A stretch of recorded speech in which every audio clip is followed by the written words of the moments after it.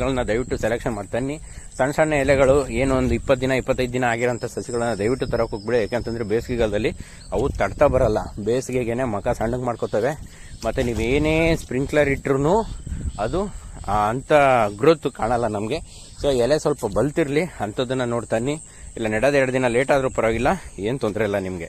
ಅದಾದಮೇಲೆ ಇವೆಲ್ಲ ಯಾಕಪ್ಪ ಹೇಳ್ತಾ ಇದೀನಿ ಅಂತಂದರೆ ನಾನು ಅನುಭವಿಸೋದನ್ನು ನಿಮ್ಗೆ ಹೇಳ್ತಾ ಇದ್ದೀನಿ. ಅವೆಲ್ಲ ಮಿಸ್ಟೇಕ್ಗಳನ್ನ ನೀವು ಮಾಡಬಾರ್ದಲ್ವಾ. ಮತ್ತು ನಾನು ವಿಡಿಯೋ ನೋಡಿ ನಿಮ್ಗೆ ಏನು ಯೂಸ್ ಆಗಬೇಕು, ಕೆಲವೊಂದನ್ನು ಕಳ್ಕೊಳ್ಳೋಂಥದ್ದನ್ನು ಕಡಿಮೆ ಮಾಡೋಂಥದ್ದೇ ನನ್ನ ಒಂದು ಆಪ್ಷನ್. ಯಾಕೆಂತಂದರೆ ನಾನು ಆಲ್ಮೋಸ್ಟ್ ಒಂಥರ R&Dಗಳನ್ನ ಮಾಡ್ತಾ ಇರ್ತೀನಿ, ರಿಸರ್ಚ್ ಆ್ಯಂಡ್ ಡೆವಲಪ್ಮೆಂಟ್. ಅದು ಅಗ್ರಿಕಲ್ಚರ್ ಫೀಲ್ಡಲ್ಲಿ. ಯಾಕೆ ಅಂತಂದರೆ ರೈತರು ಮಾಡೋಂಥದ್ದು ಕೆಲಸ ಯಾವ ಥರ ಅಂತಂದರೆ ಅವರು 4 ಮಂತ್ಸಿಂದ ಒಂದು ಟರ್ಮಲ್ಲಿ ಅವ್ರು ಎಷ್ಟೆಲ್ಲ ಪ್ರಾಫಿಟ್ ಮಾಡ್ಬೋದು, ಲಾಸ್ ಮಾಡ್ಬೋದು ಅನ್ನೋಂಥದ್ದನ್ನು ಪಾಪ ಅವರು ಅನ್ಎಕ್ಸ್ಪೆಕ್ಟೆಡ್ ಆಗಿ ಮಾಡ್ತಾ ಹೋಗ್ತಾರೆ. ಯಾರು ಹೇಳ್ದ ಅಂತ ಯಾವುದೋ ಗೊಬ್ಬರ ಹಾಕಿ ಗಿಡನ ಹಾಳು ಮಾಡ್ಕೊಂಡ್ರು ಅಂದರೆ ಅವ್ರದ್ದು ಆ ಸಂಪೂರ್ಣ ಏನು ಇನ್ವೆಸ್ಟ್ಮೆಂಟ್ ಇತ್ತಲ್ಲ ಫುಲ್ ಲ್ಯಾಪ್ಸ್ ಆಗುತ್ತೆ, ಕೊಲಾಪ್ಸ್ ಆಗ್ತಾ ಹೋಗುತ್ತೆ. ಸೊ ಆ ಪ್ರಾಬ್ಲಮ್ಸ್ ಆಗಬಾರ್ದು ಅಂದರೆ ಏನು ಮಾಡಬೇಕು, ನನ್ನಂಥವ್ರು ಯಾರು ನಿಮಗೆ ಸಪೋರ್ಟ್ ಮಾಡಬೇಕು. ಅದಕ್ಕೋಸ್ಕರ ನಾನು ಇವತ್ತು ಬದನೆ ಗಿಡದಲ್ಲಿ ಏನೆಲ್ಲ ಸರ್ಕಸ್ ಮಾಡಿದೆ, ಪ್ಲಸ್ ಅದ್ರ ರಿಸಲ್ಟ್ ಎಲ್ಲ ಏನೇನಾಯಿತು ಅನ್ನೋದನ್ನು ಈ ವಿಡಿಯೋದಲ್ಲಿ ಸಂಪೂರ್ಣವಾಗಿ ಹೇಳ್ತಾ ಹೋಗ್ತೀನಿ. ವಿಡಿಯೋಗೂ ನಾನು ಮಾತಾಡೋದಕ್ಕೂ ಲಿಂಕ್ ಇರಲ್ಲ. ಯಾಕಪ್ಪ ಅಂತಂದರೆ ವಿಡಿಯೋ ಮಾಡಿದ್ದು ಆ ಕ್ರಾಪ್ ಯಾವಾಗ ಬೆಳೀತಾ ಇತ್ತಲ್ಲ ಸ್ಟೇಜ್ ಬೈ ಸ್ಟೇಜು ವಿಡಿಯೋ ಮಾಡಿಕೊಂಡೆ. ಬಟ್ ಅನುಭವ ಅನ್ನೋಂಥದ್ದು ಅದೆಲ್ಲ ಕಂಪ್ಲೀಟ್ ಆದಮೇಲೆ ನಿಮಗೆ ಟೋಟಲಿ ಒಂದ್ಸರಿ ಸಂಗ್ರಹಣೆ ಮಾಡಿ ಇವಾಗ ನಿಮಗೆ ಅದನ್ನು ಶೇರ್ ಮಾಡ್ಕೊತಾ ಇದ್ದೀನಿ. ಹಾಗಾಗಿ ವಿಡಿಯೋನ ಸ್ಕಿಪ್ ಮಾಡಬೇಡಿ, ಕೊನೆವರೆಗೂ ನೋಡಿ. ನಿಮ್ಗೇನಾದರೂ ಪ್ರಾಬ್ಲಮ್ಸ್ ಇತ್ತು ಅಥವಾ ನಾನು ಹೇಳಿದ್ರಲ್ಲಿ ಏನಾದರೂ ತಪ್ಪಿತ್ತು ಅಂತಂದರೆ ದಯವಿಟ್ಟು ಅಲ್ಲಿಗೆ ವಿಡಿಯೋನ ಫ್ಯೂಸ್ ಮಾಡಿ. ಕೆಳಗಡೆ ಕಾಮೆಂಟ್ ಬಾಕ್ಸ್ ಇದೆ, ಕಾಮೆಂಟಲ್ಲಿ ಎಷ್ಟು ಇಷ್ಟ ಬರುತ್ತೋ ಅಷ್ಟು ಇಷ್ಟದಲ್ಲಿ ನೀವು ನನ್ನ ಹತ್ರ ಕ್ವಶನ್ ಆರು ಕೇಳಿ ಅಥವಾ ಬೈಬೋದು, ನಾನು ಅಕ್ಸೆಪ್ಟ್ ಮಾಡ್ಕೋತೀನಿ. ಇದೇ ರೀತಿ ಈಗ ನೆಕ್ಸ್ಟ್ ಏನಪ್ಪ ಅಂತಂದರೆ ಗಿಡಗಳನ್ನು ಸ್ವಲ್ಪ ಬಲ್ತ ಗಿಡಗಳನ್ನು ತನ್ನಿ. ಗಿಡಗಳನ್ನು 2 ಅಡಿ ಅಂತರದಲ್ಲಿ ನೀವು ಸಾಲಿನಿಂದ ಸಾಲಿಗೂ 2 ಅಡಿ ಪ್ಲಸ್ ಗಿಡದಿಂದ ಗಿಡಕ್ಕೂ 2 ಅಡಿ ಅಂತರ ಇರಬೇಕು. ಆ ಥರ ನೀವು ಅದನ್ನು ನೆಡ್ತಾ ಹೋಗಿ.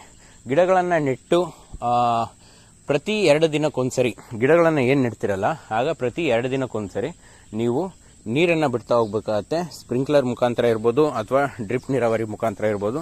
2 ದಿನಕ್ಕೆ ಒಂದು ಬಾರಿ ಕೇವಲ ಅರ್ಧ ಗಂಟೆ ಮಾತ್ರ ನೀರು ಬಿಡಿ. ಜಾಸ್ತಿ ಬಿಟ್ರಿ ಅಂದರೆ ಶೀತ ಆಗುತ್ತೆ, ಕಡಿಮೆ ಬಿಟ್ರಿ ಅಂದರೆ ಗಿಡ ಒಣಗೋಗುತ್ತೆ. ಸೊ ಎರಡೂ ಸಹ ಪ್ರಾಬ್ಲಮ್ಮೇ. 2 ದಿನಕ್ಕೊಂದ್ಸರಿ ನೀರು ಬಿಡ್ತಾ ಹೋಗಿ. ಗಿಡ ನೆಟ್ಟು ಒಂದು 4 ರಿಂದ 5 ದಿನ ಆದ ನಂತರ ನಿಮಗೆ ಗಿಡ ಮಣ್ಣಿಗೆ ಸೆಟ್ ಆಗಿದೆ ಅಂತ ನಿಮಗೆ ಗೊತ್ತಾಯಿತು ಅಂದರೆ ಹೆಂಗಪ್ಪ ಗೊತ್ತಾಗತ್ತೆ, ನೀನು ನೀನು ಅಂತ ಹೇಳ್ಬೇಡಿ. ಆರಾಮಾಗಿ ರೈತರು ಯಾರೆಲ್ಲ ರೈತರಿದ್ದೀರಿ ನಿಮಗೆಲ್ಲ ಗೊತ್ತಾಗುತ್ತೆ. ಹೊಸ ರೈತರು ಯಾರು ವಿಡಿಯೋ ನೋಡ್ತಾ ಇದ್ರೆ ಅದನ್ನು ಮಾತ್ರ ನಾನು ಹೇಳ್ತೇನೆ. ಹೇಗೆ ಅಂತಂದರೆ ನೀವು ಗಿಡ ತರುವಾಗ ಹೇಗೆ ಫ್ರೆಶ್ ಆಗಿರುತ್ತಲ್ಲ ನರ್ಸರಿಯಿಂದ ತರುವಾಗ, ಆ ಫ್ರೆಶ್ ಆಗಿರೋಂಥದ್ದು ನೀವು ನೆಟ್ಟಾಗಿ ಏನಾಗುತ್ತೆ ಅದು ಸ್ವಲ್ಪ ಮಕ ಬಾಡಿಸುತ್ತೆ. ಅಯ್ಯೋ ಏನಪ್ಪ ಇವನು ನಾನು ನೆರಳಲ್ಲೇ ಬೆಳೆದಿದ್ದೆ ತಂದು ಬಿಸಿಲಲ್ಲಿ ನೆಟ್ಬಿಟ್ನಲ್ಲ ನನ್ನ ಅಂತೇಳಿ ಅದು ಬೇಜಾರಾಗಿ ಮಕಾನ ಕೆಳಗೆ ಹಾಕಿರುತ್ತೆ.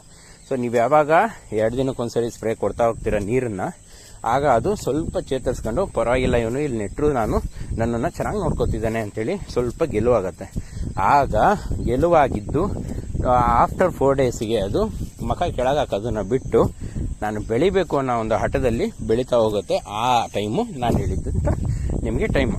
ಸೊ ಆ ಥರ ಆದ ನಂತರ ಜಸ್ಟ್ ನಾನು 3000 ಗಿಡಕ್ಕೆ ನಿಮ್ಗೆ ಎಷ್ಟು ಗೊಬ್ಬರ ಸಜೆಸ್ಟ್ ಮಾಡ್ಬೋದು ಅಂತಂದರೆ ಕೇವಲ 2 kg ಅಥವಾ 3 kg, maximum 3 kg, minimum 2 kg ಅಷ್ಟು ಫರ್ಟಿಲೈಸರ್ ತಗೊಳ್ರಿ. ಯಾವುದಾದ್ರೂ ಸರಿ.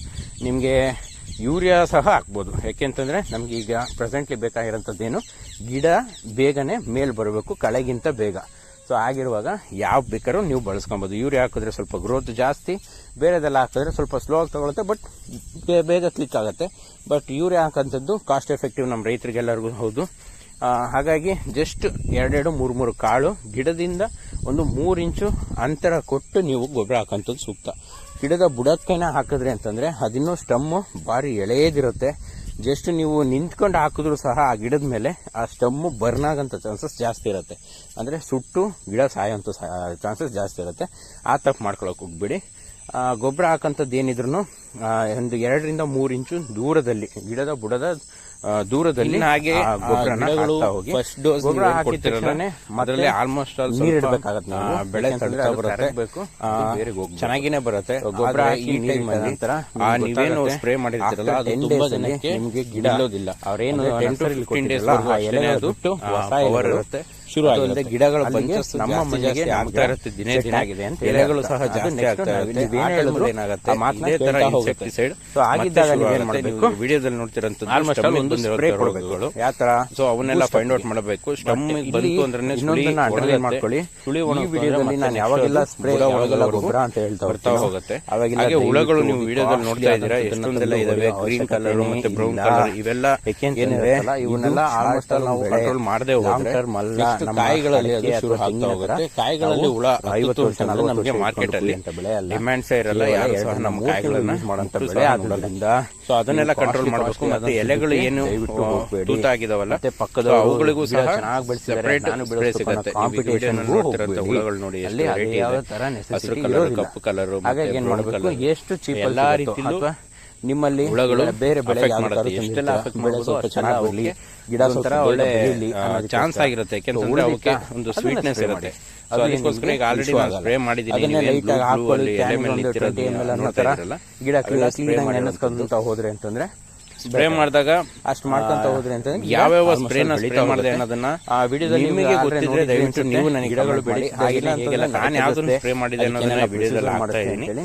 ಅವನು ನೋಡಿ ಅದ್ರಲ್ಲಿ ಯಾವ್ದಾದ್ರು ಸರಿ ಇದೆ ಅಥವಾ ಗಿಡ ನಿಮ್ಗೆ ಬೇರೆ ಯಾವ್ದಾದ್ರು ಅರ್ಧ ಅಡಿನಾರು ಬಂದಿರುತ್ತೆ ಸೊ ಅವಾಗ ಕಳೆನೂ ಸಹ ನಿಮ್ಗೆ ಅರ್ಧ ಭಾಗ ಡ್ರಾಪ್ ಮಾಡುವಾಗ ನೀವು ಅದನ್ನ ಮಲ್ಚಿಂಗ್ ಮಾಡಿ ರೋಟೋವೇಟರ್ ಮಾಡಿದ್ರು ಸಹ ಗದ್ದೆಗಳಲ್ಲಿ ನಾನ್ ತಂದೆ ಬರುತ್ತೆ around 400 rupees man power clear ಮಾಡಿ. ಯಾಕೆಂತಂದ್ರೆ ಮನೇಲಿ ಮಾಡೋರಿಲ್ಲ ಗುರು ನೀನೇನ್ ಹೇಳ್ಬಿಡ್ತೀಯಾ ಖಂಡಿತವಾಗ್ಲಿಲ್ಲ ಅನ್ಕೊಂಡದನ್ನ ಬಳಸಕ್ಕೆ ಟಿಲ್ಲರ್ನು ಅಥವಾ ಟ್ರ್ಯಾಕ್ಟರ್ ಮಿಷನ್ ಅಂತ ಹೇಳಿದ್ರೆ ಅಂತಂದ್ರೆ 300 ರೂಪಾಯಿ ನೀವು ನೆಟ್ಟಿರೋಂತ 3000 ಗಿಡದಲ್ಲಿ 1000 ಗಿಡ ನಿಮ್ ಕಣ್ಣಿಗೆ ಕಾಣದೆ ಉಂಟು. ನಾವು ಅವರು ನಮ್ಮಲ್ಲಿ ಜಾಸ್ತಿ ವಿಡಿಯೋದಲ್ಲಿ 3000 ಗಿಡ ನೆಟ್ರೆ 250 ಕೆಜಿ ಕಾಯಿ ಕೀಳ್ಬೋದು ಅಂತ ಬೇಗ ಬೇಕಾಗಿರುತ್ತೆ.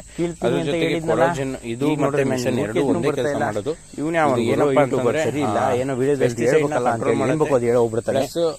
ನನ್ನನ್ನು ಬೇಕು ಗಿಡದ ಗ್ರೋತ್ ನ ಇಂಪ್ರೂವ್ ಮಾಡತ್ತೆ. ಮ್ಯಾನ್ ಪವರ್ ಇಟ್ಟುನೇ ಫಸ್ಟ್ ಟೈಮ್ ನೀನ್ ಕಳೆ ತೆಗಿಸ್ತಿರಲ್ಲ ಹೂವ ಮತ್ತೆ ಕಾಯಿ ಒಂದಡಿ ಇರುವ ಮ್ಯಾನ್ ಪವರ್ ಇಟ್ಟುನೇ ತರಿಸಿ ಆದ್ಮೇಲೆ ತಗ್ಸುವಾಗ ಅವ್ರಿಗೆ ಯಾಕಂದ್ರೆ ಅವಾಗ ಮಣ್ಣು ಸಹ ಸ್ವಲ್ಪ ಲೂಸ್ ಇರಲ್ಲ ಆರಾಮಾಗಿ ತೆಗಿತಾರೆ. ಯಾರೇನ್ ಬೇಡ ಅನ್ನಲ್ಲ ಮತ್ತೆ ಕೆಲಸನೂ ಸಾಗುತ್ತೆ. ಅದಕ್ಕೆ ಅಂತ ಹೇಳಿ ಅವ್ರೇನ್ ಕೊಡ್ತಾರೆ ಕಂಟ್ರೋಲ್ ಮಾಡೋದು ಹಿಂದೆ ನಿಂತು ಬೇಗ ಬೇಗ ಮಾಡಿ ನೀವು ನೋಡಿದ್ರೆ ಮಣ್ಣನ್ನ ಕ್ಲೀನ್ ಆಗಿ ಬುಡಕ್ಕೆ ನಾವು ನೆಡುವಾಗ ಇವೆಲ್ಲ ನಮ್ಮ ಮನೇಲಿ ಔಷಧಿಗಳನ್ನ ಬುಡಕ್ಕೆ ಸ್ಟ್ರೆಂತ್ ಸಿಗಲ್ಲ.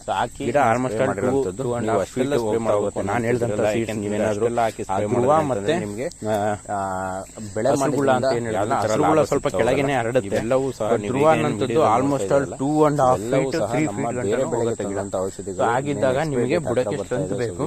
ಆ ಟೈಮಲ್ಲಿ ಈಗ ನೀವೇನಾದ್ರು ಮನ್ಸು ಮಾಡಿ ಅಂತಂದ್ರೆ ಸ್ಪ್ರೇ ಮಾಡಿರ್ತೀನಿ. ಅಷ್ಟಾದ್ಮೇಲೆ ಮತ್ತೆ ಗೊಬ್ಬರ ಕೊಡಿ.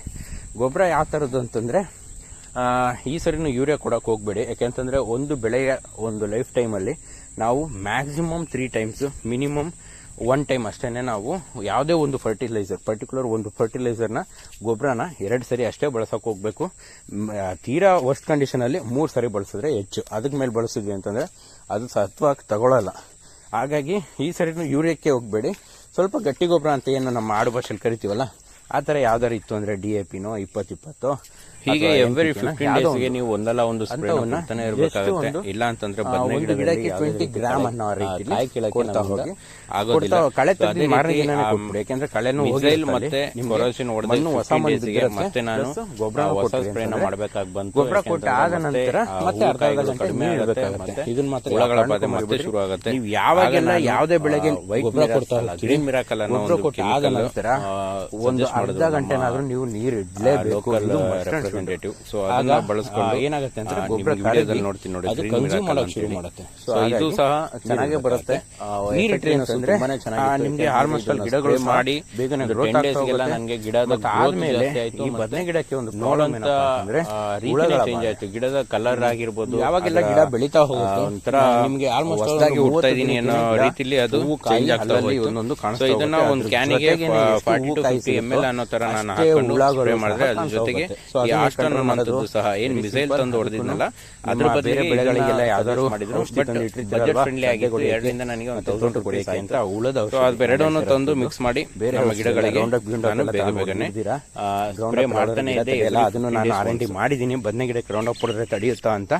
ಇಲ್ಲ ಏನಪ್ಪ ಏನಪ್ಪ ಇವನು ಬರೀ ಔಷಧಿ ಅಂದ್ರೆ ಹೊಡೆಯೋದು, ಗೊಬ್ಬರ ಸುಟ್ಟೋಗುತ್ತೆ. ಹಾಕೋದು, ಕಳೆ ಕೀಳೋದೇ ಮತ್ತೆ ಹೇಳ್ತಾ ಗಿಡ ಅವ್ನೆ, ಸಾಯಲ್ಲ, ಕಾಯಿ ಮತ್ತೆ ಕೀಳೋದೇ ಉಪ್ಪೆ ಹೇಳಿಲ್ವಲ್ಲ ತೆಗಿಲ್ಲ. ಅಂತ ನೀವೇನಾದ್ರು ಬಟ್ ನಿಮ್ಗೆ ಅನ್ಕೊಂಡಿದ್ರೆ ಕಾಯಿ ದಯವಿಟ್ಟು ಅದು ಅನ್ಕೋಬೇಡಿ. ಯಾಕೆಂತಂದ್ರೆ ಬೆಳೆ ಅಂತಂದ್ರೆ ಅದು ಆದ್ರೆ ಆಲ್ಮೋಸ್ಟ್ ಆಲ್ ಗಿಡಕ್ಕೆ ಬದನೆ ಗಿಡ ತಾಗ್ದಂಗೆ ನೀವು ರೌಂಡ್ ಅಪ್ ಹೊಡೆದ್ರೆ ಅಂತಂದ್ರೆ ಡೇಸ್ ಬೇಕು ನಮಗೆ ಸೂಪರ್ ಆಗಿ ಕಾಯಿ ಕೀಳಕ್ಕೆ ಕಳೆನ ಶುರು avoid ಮಾಡಕ್ಕೆ. ಮಾಡ್ಬೋದು. ನಾನು ಸೊ ಕಾಯಿ ಕೀಳಕ್ಕೆ ಶುರು ಮಾಡಿ ಅದೇ ರೀತಿ ಕಾಯಿನೂ ಆದ ಮೇಲೆ 15 ದಿನ 20 ದಿನಕ್ಕೆ ಒಂದ್ಸರಿ ಒಳ್ಳೊಳ್ಳೆ ಹುಳುಗಳ ಸ್ಪ್ರೇ ನೀವು ಕಾಯಿ ಯಾವೆಲ್ಲ ರೋಗಗಳು ಬರುತ್ತೆ ಬರುತ್ತೆ ಅನ್ನೋದನ್ನ ಅನ್ನೋದನ್ನ ನೀವು ವಿಡಿಯೋದಲ್ಲಿ ಹಾಕಿ ನೀವು ನೋಡಿದಂತ ನೋಡಿದಂತ ಹುಳುಗಳು ಬಂದೇ ಬಿಟ್ಟು ನಾವು ಹಾಕಿದ್ದೀನಿ. ಕಾಯಿನ ಸ್ಟಮ್ಗಳು ಸಹ successful ಆಗಿ ಬಾಡ್ತಾ ಹೋಗುತ್ತೆ, harvest ಅಂದ್ರೆ ಮಾಡ್ತಾನೆ ಬಂಚುಗಳು ಸಹ ಒಣಗಿ ಒಂದು ಸರಿಗೆ ಗಿಡಗಳೇ ನನಗೆ ಒಣಗ್ತಾ ಹೋಗುತ್ತೆ. ನಾನು ನೆಟ್ಟಂತ ಬೇರಿನ ರೋಗ ಬರುತ್ತೆ. ಓವರ್ ಆಲ್ ಎಲ್ಲವೂ 3000 ಗಿಡ ಅದರಲ್ಲಿ ಒಂದು 500 ಗಿಡ ವೇಸ್ಟ್ ಆಗಿದೆ ಅಂತಾನೆ ಅನ್ಕೊಳ್ಳಿ. ಅಲ್ಲಿಗೆ ಹಾಗೇನೆ ನಾನು ಕಾಯಿ ಕಿತ್ತಿದ್ದೀನಿ. 2500 ಒಂದ್ಸರಿ ಕಾಯಿ ಕಿತ್ತಿದ್ರೆ ನನಗೆ 200 ರಿಂದ 250 ಕೆಜಿ ಕಾಯಿ ಸಿಗ್ತಾ ಸಿಗ್ತಾ ಇತ್ತು. ಇತ್ತು. 2.5 ಆದ್ರೆ ಮಾರ್ಕೆಟ್ ಅಲ್ಲಿ ಬಂದು ನನಗೆ ಮ್ಯಾಕ್ಸಿಮಮ್ ಕ್ವಿಂಟಾಲ್ ಅಷ್ಟು ಕಾಯಿಗಳು ನನಗೆ $8 ಸಿಗ್ತಾ ಹೋಗೋದು. ಸಿಕ್ಕಿದೆ. 2.5 better ಅಂತ ಅನ್ಸುತ್ತೆ. But overall ಈ ನನಗೆ ಕ್ರಾಪ್ಗಳನ್ನ ಮಾಡಕ್ಕೆ ಈ ಸರಿಯ ಮಾರ್ಕೆಟ್ ಅಲ್ಲಿ ಮಾಡೋದಕ್ಕೆ ರೆಸ್ಪಾನ್ಸ್ ಇಲ್ಲ. ಖರ್ಚು ಒಂದು ಒಂದು ವರ್ಸ್ಟ್ ಕಂಡೀಷನ್ 8 ರಿಂದ 10,000 ರೂಪಾಯಿ ಮಿನಿಮಮ್ ಪ್ರೈಸ್ ಓವರ್ ಸೇಲ್ ಮಾಡಿದ್ದೀನಿ. ಬಟ್ ಮ್ಯಾಕ್ಸಿಮಮ್ ಪ್ರೈಸ್ ಒಂದು 16,000 ಗಂಟೆ ಬಂದಿದೆ. ಅದರಲ್ಲಿ ಆವರೇಜ್ ನೋಡೋದಾದ್ರೆ ಒಂದು 12 ರೂಪೀಸ್ ಬಂತು ಅಂತ ಅನ್ಸುತ್ತೆ. ಸೊ ರೈತರಿಗೆಲ್ಲ ಹೇಳೋದಿಷ್ಟೇನೆ 10 ರೂಪಾಯಿ ಬೆಂಬಲ ಬೆಲೆ ತುಂಬಾ ತುಂಬಾ ಕೆಲಸ ಮಾಡಿ ನಾವು ಖರ್ಚು ಮಾಡಿದ್ದು ಹೋಗಿ ಈ ಬೇಸಿಗೆಗಾಲದಲ್ಲಿ ಉಳಿಸಬಹುದು. ನೀರಿನ But ಅಭಾವ ರೈತರಿಗೆ ಒಂದು 4 ಕಾಸು ಹಾಗಾಗಿ ಜಾಸ್ತಿ ನೀವು ಆ ದುಡ್ಡು ಟೈಮಲ್ಲೂ ನಾನು ಜಾಸ್ತಿ 14 to ಮಾಡ್ಬೇಕು. 15 ರೂಪೀಸ್ ಆ ಇರಬೇಕಾಗುತ್ತೆ. ಥರ ಎಲ್ಲ think ನಿಮ್ಗೆ ಮಾಡೋದು ಹೇಳಿದಾಗೆ Just ಎರಡು ರೀತಿಯ ಒಂದು ಬದನೆಕಾಯಿ 10,000 ಬದನೆಕಾಯಿ ಬೆಳೆದಿದ್ದೆ ನಾನು. ವಾರದಲ್ಲಿ ಕೆಂಪು ಮುಳುಗಾಯಿ ಮತ್ತೆ 1,000 ಇದು ರೂಪಾಯಿ returns ನಮಗೆ ಹಸಿರು ಗುಳ್ಳ ಅಂತ ಬರ್ತಾ ಇದ್ರೆ ಹೇಳ್ತಾರೆ. ಇದಕ್ಕೆ ನೀವು ನಮ್ಮ survive ಭದ್ರಾವತಿ ಆಗ್ತೀರಾ. ಶಿವಮೊಗ್ಗದಲ್ಲಿ ಅಂತ ಯಾಕೆ ಮಾರ್ಕೆಟ್ ಇಲ್ಲ. ಆ 1,000 ಮಂಗಳೂರು ಕಡೆ ರೂಪಾಯಿ ನಿಮ್ಮ ತುಂಬಾನೇ ಚೆನ್ನಾಗಿದೆ. ಬೇಸಿಗೆಗೆ So ಈ ಏನು ಭಾಗದವರು ಊಟದ ಯಾರು ಇದನ್ನ ಬೆಳೆಯೋದಿದ್ರೆ ಖರ್ಚು ಅದು ಇದು ದಯವಿಟ್ಟು ಖರ್ಚು ಬೇಡ. ಇರುತ್ತಲ್ಲ, ಯಾಕಂದ್ರೆ ಅದನ್ನ ಇದು ನೋಡ್ಕೊಂಡು ಗುಳ್ಳ ಅಂತ ಹೋಗ್ತಾ ಇರುತ್ತೆ. ಇರುತ್ತೆ. ನಿಮ್ಗೆ ಬೇರೆ ಕಡೆ ಸಾಲ ಮಾಡಿ ನಾನು ಮನೆ ಮೇಂಟೈನ್ ಯಾರು ಮಾಡಬೇಕು ಅಂತ ಅವಶ್ಯಕತೆ ಇರಲ್ಲ. ನೋಡ್ತಿರೋ ಹಾಗೆ ಚೀಲ ಹಾಗಾಗಿ ನಾನು ಹೇಳ್ತಿರೋಂಥದ್ದೆಲ್ಲ ಸಣ್ಣ ರೈತರಿಗೆ ಆಲ್ಮೋಸ್ಟ್ ಅಲ್ಲ ನನಗೆ ಬೇಸ್ನ ಹೆಚ್ಚು ಕಡಿಮೆ ಹಾಕಿರ್ತಾರೆ. 20,000 So ಈ ವಿಡಿಯೋಗಳನ್ನ ಫಾಲೋ ಅಪ್ ಮಾಡ್ತಾರೆ.